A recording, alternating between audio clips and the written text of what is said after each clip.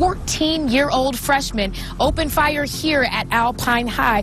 She was hallucinating after a week of drinking whiskey. He killed 2 fellow students and injured 13 others. Since a student opened fire at Santana High, killing 2 and injuring more than a dozen others. 2 teenagers were killed when a classmate opened fire at Santana High School in Santee.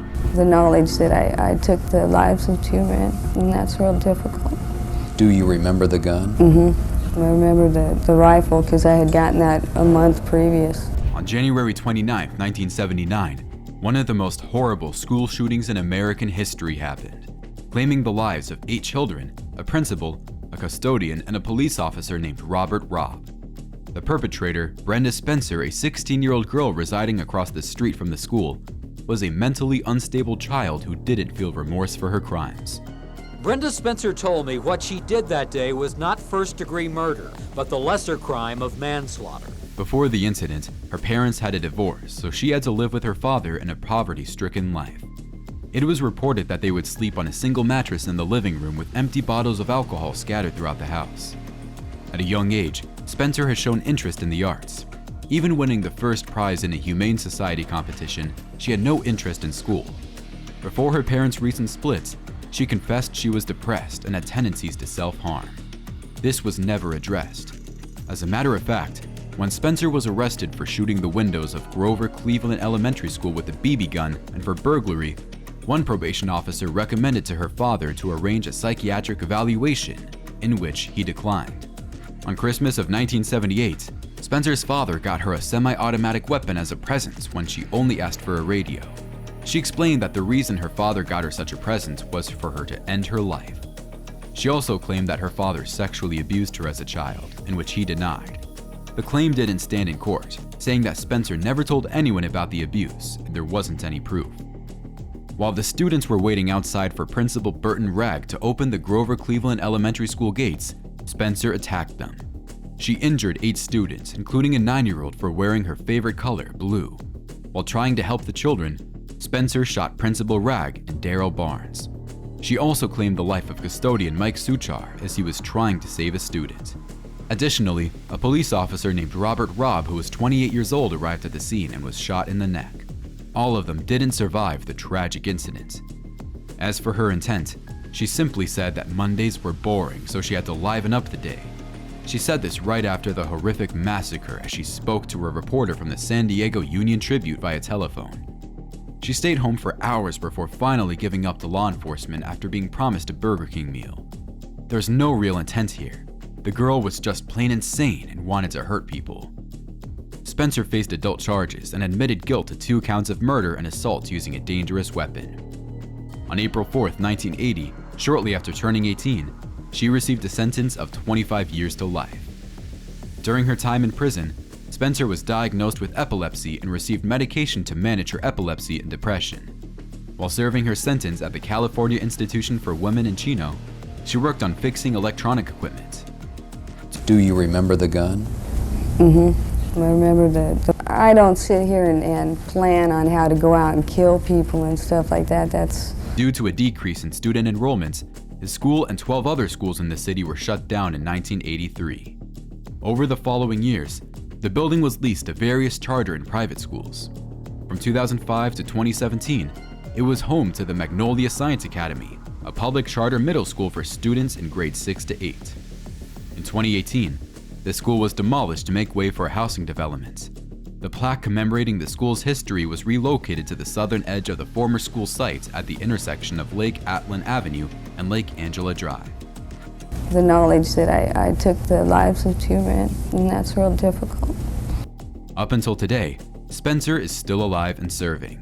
She's 61 years old and waiting for a chance to get parole. We hope not. Alpine High School, 2016.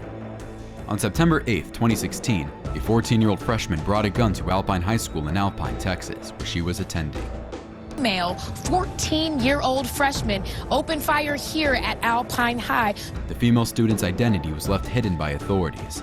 It was reported that she had intended to shoot her stepbrother and herself before going to school that day.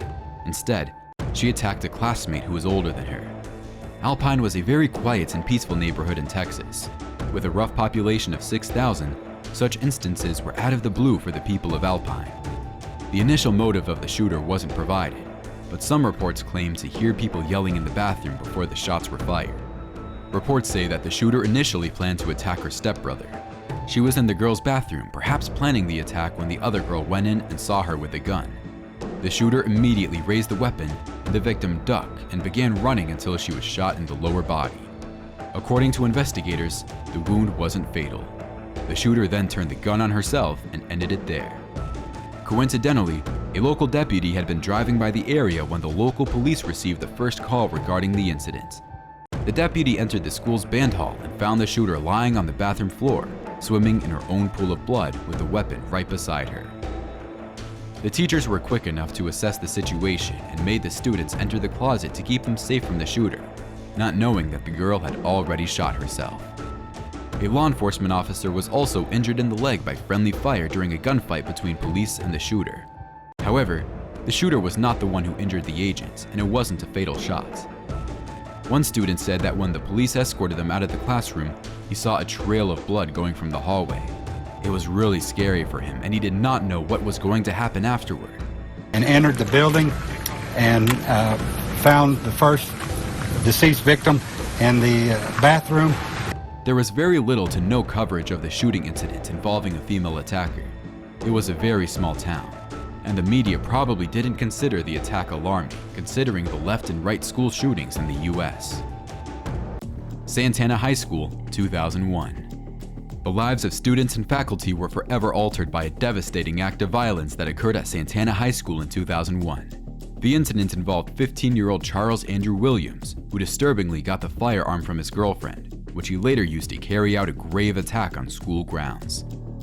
This horrifying incident occurred on March 5, 2001, when the boyfriend, armed with a gun, entered Santana High School in Santee, California. His intentions became clear as he opened fire, indiscriminately targeting fellow students and causing unimaginable chaos and fear within the school community. Two teenagers were killed when a classmate opened fire at Santana High School in Santee. Williams allegedly attempted to speak with the school counselor weeks before the shooting, but was told to return to class because the office was full at the time. He later allegedly complained to a school counselor about being bullied and told a school security guard that he would bring a gun to campus, but no evidence has been found to support either claim. Williams and classmates reported on the Friday before the shooting that his drama teacher humiliated him in front of the class during an acting activity for which he was unprepared, which he perceived as a cruel setup. According to some of his classmates, he planned to climb to the top of the school's roof to hit people more easily. Many friends claim that Williams mentioned his plan multiple times before the shooting, but claimed to be joking. At least 2 friends claim that Williams warned them the day before the attack, but thought he was joking. If this happened recently, you would have thought that the kids should have reported this, but they didn't really know how to deal with it back then. The shooter's violent act resulted in the tragic loss of 2 students who lost their lives that day. Additionally, 13 other individuals were injured.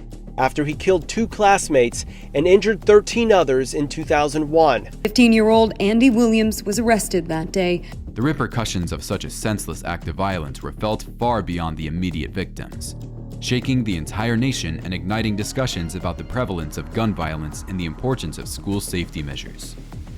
The motivations and underlying issues that led to this tragic event were subject to scrutiny and investigation. While it is difficult to pinpoint a single factor that drove the shooter to commit such a heinous act, it is clear that a combination of personal struggles, psychological distress, and access to a firearm. As for his charges, on June 20, 2002, Williams pleaded guilty to all charges against him in an attempt to avoid trial. Facing life without parole, Andy pleaded guilty. He was then sentenced as an adult to 50 years to life in prison, with the order that he serve his time in the youth offender program at CCI, Tehachapi, until his 18th birthday, when he would be transferred to an adult prison. The aftermath of the Santana High School shooting extended beyond the immediate trauma. The incident prompted a renewed focus on enhancing school security and implementing preventative measures to identify and address potential warning signs in troubled individuals.